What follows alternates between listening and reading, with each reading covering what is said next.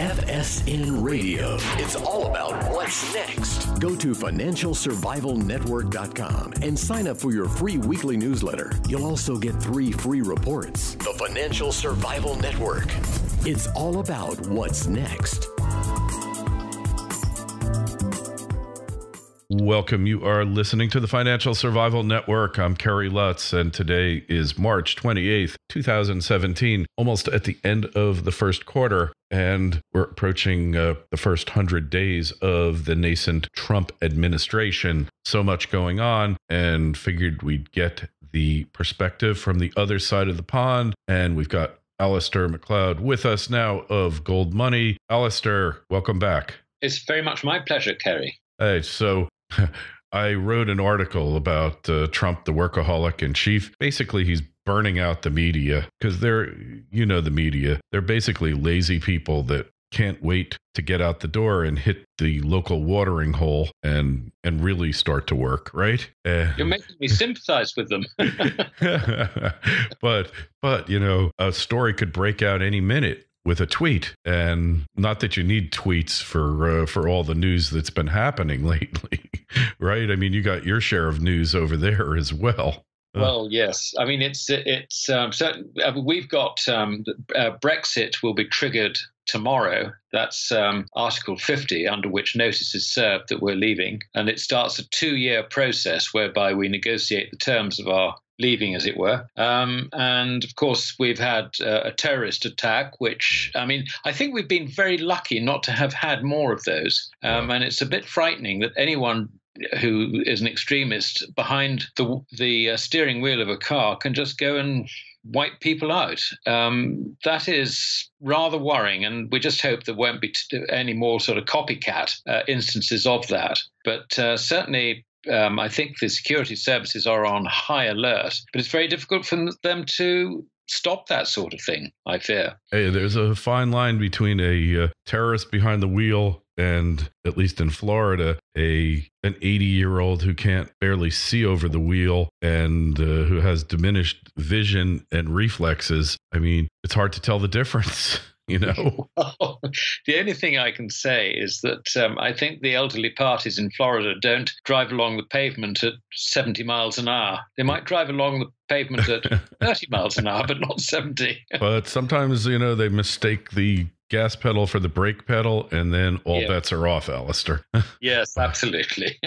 but seriously, you can't. We've known for a long time that you can't really prevent the majority of these attacks, but so many of them, Alasdair, they know these people, they've talked to these people, they've monitored, surveilled them, and even taken away their guns, like here in the United States, only to give them back again, like that chap who shot up Fort Lauderdale Airport. I mean, they know them, and yet they're powerless to do a thing about them. It's just remarkable. Yeah, it's difficult. Anyway. So, but onto financial terror. That's kind of our realm here. There's nothing going on in the world to make you feel a little bit sanguine or reassured that the powers that be actually know what they're doing and are actually on the case, is there? Well, that's right. I mean, I've known for a long time they don't know what they're doing. What I haven't been sure about is whether they're in control of events, which are two rather separate things. I'm beginning to suspect they're not in control of events, and I think this has been shown up, if you like, by your President Trump's experience with the Republican Party in Congress over Obamacare, trying to repeal that. And suddenly, we're sitting here thinking, my goodness, is he going to be able to get any of the tax cuts through? How is this going to fit into the budget deficit? And hold on a minute, we're up against the lending ceiling or the borrowing ceiling, whatever you like to call it, of around about 19-20 trillion. And that the suspension of that was lifted, so they can't go and borrow any more money, as I understand it, until such time as President Trump can set a figure and get the agreement of Congress. So, and I was looking at an article on Zero Hedge this morning that was saying that it's quite possible that government is going to be shutting down from the end of April. So, it's interesting to say the least. Yeah, well, I think I don't want to call myself a Trump supporter. That's a little too extreme. I think we were faced with a lot of bad choices or a lot of impossible choices in this election. And he was time will tell. But point is, the corruption and what's happened to the U.S. government here is just stupendous. I mean, they're completely unfit to lead, any of them in the Congress. I'm always reminded of Will Rogers' old statement, I'm not a member of any organized political party, I'm a Democrat. Well, now that could apply to the Republicans as well. And the demise of the parties, I always felt that they should have just been out and out banned, outlawed, because political parties do far more harm than good. And we wouldn't have anywhere near the problems in the world that we have if there were no political parties. I don't know how you go about banning them. I mean, we do have First Amendment here, but I think if the founding fathers knew what was going to happen, they would have outlawed political parties on their own. I think your founding fathers knew what was going to happen, which is why they wrote the Constitution the way they did. I mean, basically, since then, it has been progressively ignored. At least that's, I'm not an expert in these matters, but that's what it seems to me. Yeah, honored more in the breach than the performance, if you will. So, yes, indeed. Yeah. Well, but, we're to the point now where basically, if they can't start doing their jobs, we're ripe for a dictatorship. It's just going to happen here. There's no question about it, because somebody is going to have to act. And if they can't act in accordance with the Constitution, then they're going to act outside the Constitution, and Trump will do it. And whether there'll be an event that gives him the right to seize the reins of power, that's what I always thought Obama was going to do. I thought that's what it was all leading up to. But that's my guess, is somehow, somewhere, there will be an event that causes him to basically just take over the show. And for better or for worse, I mean, right? All republics have a limited shelf life, and then they devolve into dictatorships. Well, I think there's a problem with that, and that is that, what we call the deep state is definitely anti-Trump. Yeah. And I think that they will not permit that to happen. I don't know there's a lot they can do about it other than engineer events that undermine his position. And they've certainly been trying to do that over his alleged contacts with Russia, which seem to me to be more in the mind than in truth. But I think you're right, Kerry. I mean, basically what we're seeing is what Hayek wrote about in his Road to Serfdom. It's a very progressive drift away from personal freedom into less freedom, greater taxation, surveillance. And every time you get a terrorist event or something like that, it's an excuse for yet greater surveillance. We're seeing that over here. It's been with you for some considerable time, because what's now coming out through WikiLeaks is the most enormous control that your intelligence services seem to have over electronic media of different sorts. Mm-hmm. I mean, there's even sort of fears that they'll be able to turn your fridge on and off. So, well, I wrote anything which is controlled by the internet. I wrote a tongue-in-cheek article a while back. If I didn't, I should have. Is that could your refrigerator wind up testifying against you in court? Or your washing machine, or who knows what appliance, your television set. They're all set to spill the beans on you, if you will. Absolutely. All in record mode. Yeah. So all I know is there was a picture of our erstwhile FBI director, James Comey, at his desk, and at his computer, he had a piece of tape over the camera.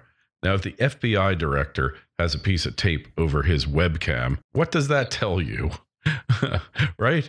I mean, what are you supposed to conclude from that? Well, exactly. It tells me that the reason that I have a tape over mine is fully justified.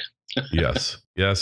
And I don't over mine. I mean, it's in an office. I don't really spend any time here in the office other than when I am actually working. And at that point, I'm recording anyway, so they get a video of me doing whatever I'm doing. But it's probably not a bad idea. Sometimes I point it up at the ceiling it is a cause for concern, and that, like you said, these people are clueless, but they sure do collect a lot of data. They do in the process of being clueless, don't they? Yeah, I think our only defense, the only benefit, if you like, is they're collecting so much data that they can't possibly sift through it. Yeah. Except what they do is they search for keywords. So you've got to learn what the keywords are and just don't use them. Yeah. Yeah. I mean, it's just, you look at it and it's 1984, but 1984 far worse in many ways than you could ever believe 1984 could get. Indeed. Yeah. I mean, to me, that was the most depressing book. And the movie was movies, but I only saw the latest one. The movies were even worse than the book. And, you look at it and you think, gee, Orwell was an optimist. Yes. Oh, I know. So, well, also, I mean, one of the things that we want to know over here, which is very relevant to us, is what is President Trump's policy going to be on trade? Yeah, good question there. I mean, he talks a good game of economic nationalism, but in reality, look, if we shut down the borders of products, but hey, we have a special relationship, so don't worry about it, Britain. All right, Great Britain doesn't have to worry. The UK is safe, but Kerry, thank you for your reassuring words. I'm still worrying. but look, and France doesn't have to worry because the only thing we get from them are cheese and wine, and I think we get some butter from them. I just bought some French butter the other day and other delicacies. So yeah. But I think obviously, unfortunately, there's going to be a bit of inflation in the Lutz household, by the sound of it, when various import duties are put on French butter and cheese and all those other lovely things. Yeah, no doubt. But what I was going to say is, in practice, we're too far integrated to do all these things. I remember I bought my stepson an American car, and this is in 2008, a Ford Edge, good American brand, right? And I looked at the sticker because you have this domestic content requirement on the car stickers, and it was 70% American products at that time. And who knows what it really was, but that's what they admitted to. Now, however, who knows what the real domestic content of that vehicle is? It could be well under 50% with all of the offshoring to Mexico. So I don't think it's really practical for a lot of the things that he said. But I think that deregulation and reforming of the tax code, which I do believe will happen in one form or another, will make it more advantageous for companies to bring operations back. Well, there's two other factors: surplus of water in the United States and the relative cheapness of energy. We know that energy, especially nat gas, is extremely favorable price differential, and there's a lot of industries where energy is the second highest component after labor and capital. So I don't think that China has to worry about shutting down quite yet. But I think a redefinition of a lot of the relationships that are really inherently wrong. The U.S. is the only country that doesn't have a border adjustment tax under the World Trade Organization. Things like that. He's going to attempt to change it. Whether he's successful or not, well, the U.S. is the biggest debtor nation in the world and in history, so we'll have to see. But I think there is the thing that worries me is that nobody seems to realize what the origin of trade deficits is. And it's really quite simple. The origin of trade deficits is unsound money. Mm-hmm. I can explain it this way. Just imagine sound money. Let's assume that the only money in the country is gold, and the only money that can be traded with other countries is gold. Now, under those circumstances, if you're going to go and buy some French wine, you have to pay for it in gold, or someone else has to pay for it in gold by exporting something to France for gold value. So you can never actually have a trade surplus or a trade deficit under sound money. Now we have unsound money. So what that tells us is that when you get a persistent deficit, it must be because there is a differential in the rate of expansion of bank credit between two trading nations. And and part of that is if you get a budget deficit, then this is how the twin deficits arise, because out of a budget deficit, that's financed by unsound money, usually, and that feeds into a trade deficit at the same time. And hence the twin deficit phenomenon, which people first really started observing back in the 1980s. So if you want to get a balance of trade, you do not do it by imposing taxes, by devaluing your currency to try and make your product more cost effective abroad or more commercial abroad. No, I mean, the only way in which you balance your books is to make sure that the government balances books and that governments and that banks do not create bank credit. But I'm afraid that's not the world we live in. No. The world we live in has got these trade deficits. We now know from the explanation I've given you, and I hope your listeners understand it, what the source of these trade deficits is. And therefore, I'm afraid we're going to continue to have trade deficits. So whatever President Trump does on the trade front is not going to change that at all. And his call for a competitive, he didn't call for a devaluation of the dollar, rather he called for a revaluation of the euro upwards and the Japanese yen, and tells us that the Chinese have been suppressing their currency, which they haven't. But really, put another way, what he wants to do is see the dollar down. And he thinks that will sort out the imbalances. I'm sorry, it won't. No. Well, you're kind of advocating a system that we had in the late 1800s and 1870s. And that was a period of time where we had unheralded prosperity and peace. And I only wish it could happen, but the odds of that, it's just not going to happen here. So we know that. But because when you've got these currencies, if they were all allowed to float and find their true value, perhaps freely floating currencies could work. But when you have all these pegs and everything else, it just can't work. It can't work in the long run. It's not going to. I don't see freely floating currencies actually resolving the problem, because the problem comes from the relative expansion of bank credit between one country and another, as I've just said. You can find that the currency rate fluctuates. It does not necessarily fluctuate in accordance with the expansion of bank credit. It fluctuates, if you like, on the market valuation, or the valuations that's placed on it in the market. Yes. Now, if you look, for example, at the euro, you've got two things to consider there. One is that the euro region is in a moderate trade surplus, thanks mainly to Germany, by the way. Right. Consequently, that would tend to push the euro up. However, in financial markets, you could argue that there's growing concern about the financial stability and the systemic risk that is building up within the Eurozone, and therefore you would not want to hold unnecessary euros. So that is a reason to sell it.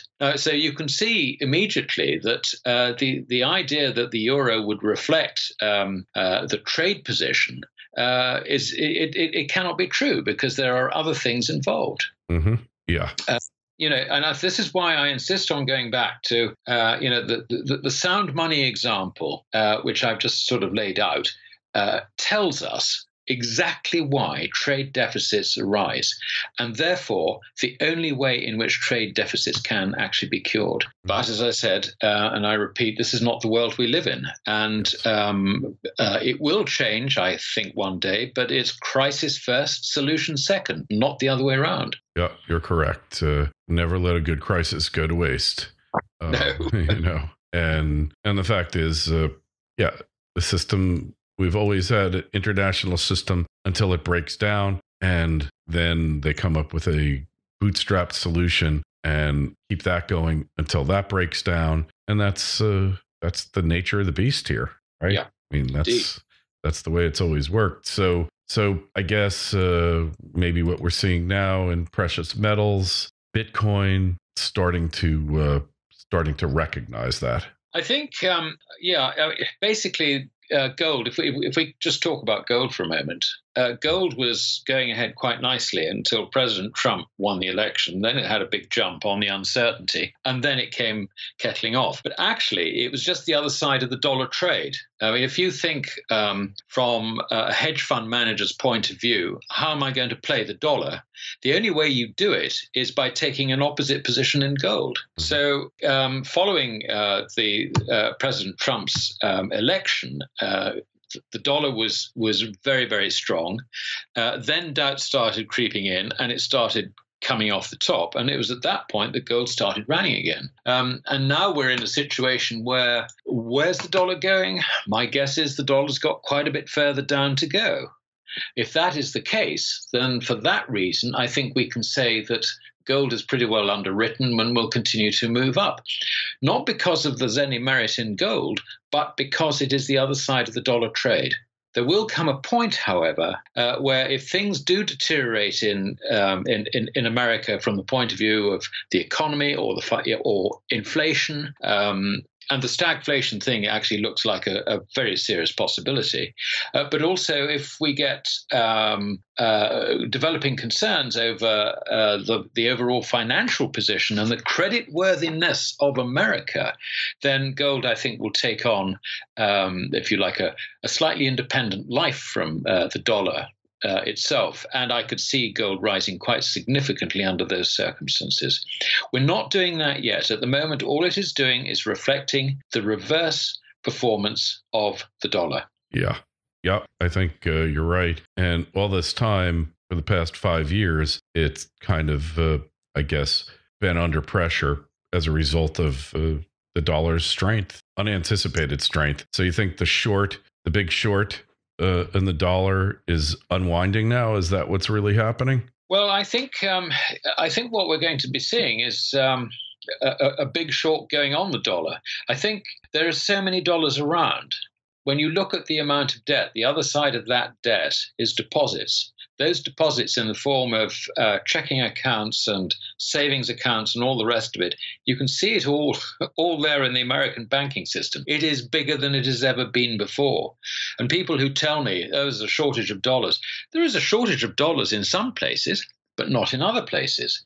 Consequently, once those dollars start mobilizing away from U.S. treasuries, for example, because who knows, it could be that U.S. treasuries should not be regarded as the least risky investment in future. Yeah. And if you start getting people thinking like that, then all hell can break loose. And so one way or another, I would certainly see gold as being a safe haven. And I also see a lot of inflation potential, unfortunately, in America, even though the US economy seems to be showing very early signs of stalling. If you look at bank credit, which is beginning to contract, or has been contracting recently, there is an argument that says that the US economy is stalling. And if the US economy is stalling, yet China is driving up raw material prices because of its plans to expand throughout Asia, then you're going to get the worst of both worlds, I think. You're going to get rising prices, and at the same time, you're going to get a stagnating economy,